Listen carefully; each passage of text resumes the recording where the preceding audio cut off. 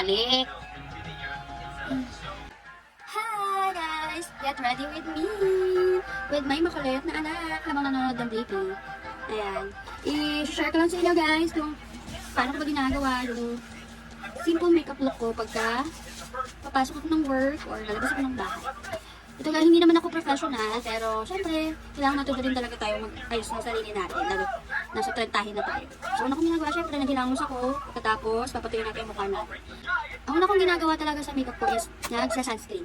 Kasi may nakapagsabi sa akin na bago ka dapat mag-makeup, gumamit ka muna ng sunscreen. Any sunscreen guys, kung ano talagang ginagamit ko sa mukha.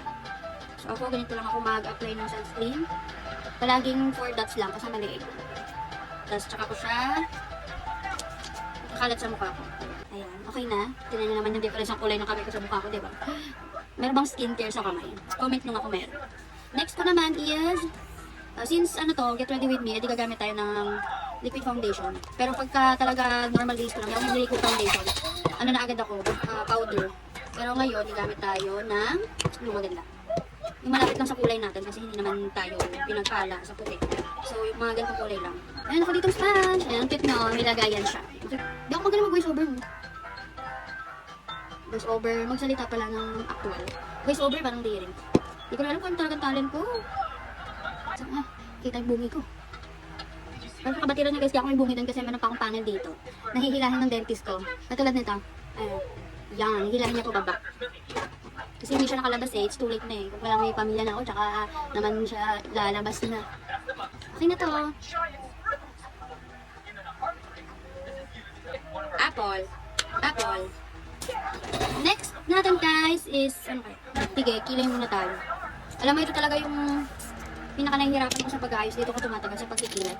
Kasi naman yung kilay ko naman, oh. Grabe, hindi mo lang pinagpala. Parang ano eh, manalisa eh. Diba? So, nilalagyan ko lang yan ng konti. Pandinadar ko lang. Pero hindi talaga siya perfect. Ang hirap. Hindi ko kaya yung ginagawa niya. Parang walang nangyayari. Diba? Ano din? Mabila naman. Paano ba magpakapal ng kilay? Comment nyo naman. Anong secret nyo? Gusto ko na talagang pumapal tong kilay ko. Hindi. Super time. Shadow. Ano ba kulay? Ito yung shadow palette mo. Very glaze. Nagalan na ito. Hindi ko alam kung baka expert na ito. Wala kasi nakalagay ng expiration date. Pero, hindi pa naman nag-react yung mukha ko. Kaya gagamitin pa rin ako. Ano kayang kulay maganda? Ito na lang.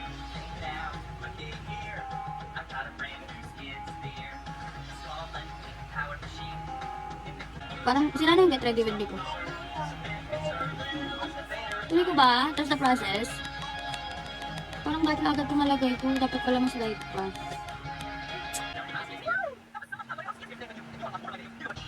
Patay na ba? Ang kulay maganda dito. Anong bagay yun? Problem ko. Ito yung mahirap yung combination. Yellow. Mahirap paganda ng mata. Ano na concealer?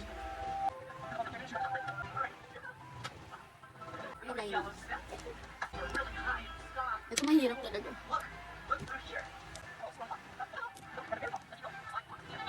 Ay, pakak. Sana mapantay sa kanila.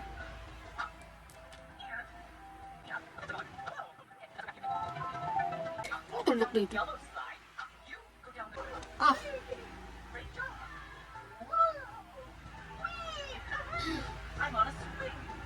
Ito na nga yan.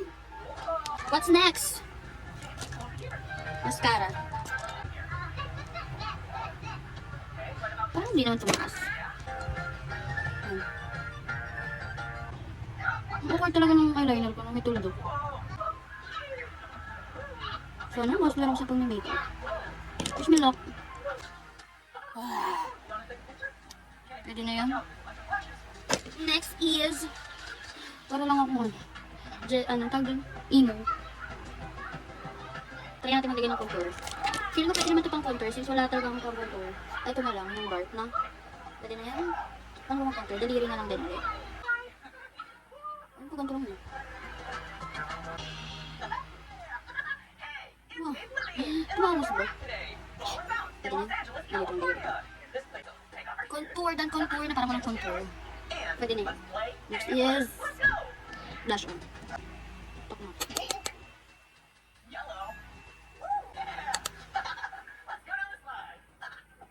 Next is, gawin natin tips, highlights.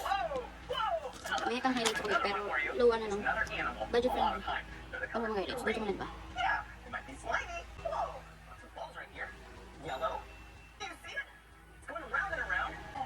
Paano nga? Ano ba nangyari?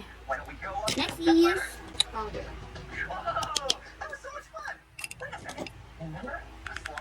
Sit lang natin. Lapit na tapos.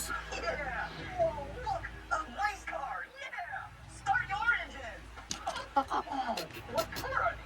Next is lip balm. Bago mag-lipstick. Tama ba? Pero smooth na siya pag nilagyan ko ng kulay. Although may kulay naman na din siya. Tapos ang ginagamit yung lipstick, pinagsasalo ko. Kasi parang pag ito lang, hindi bagay sa akin. Pero pag may ganito, bagay. Anti lang na nilalagay. Ponis. Sino ka dyan? Parang naman ako na nagka-lipstick. Lipstick. Sige, final look ko lang guys. Wait lang.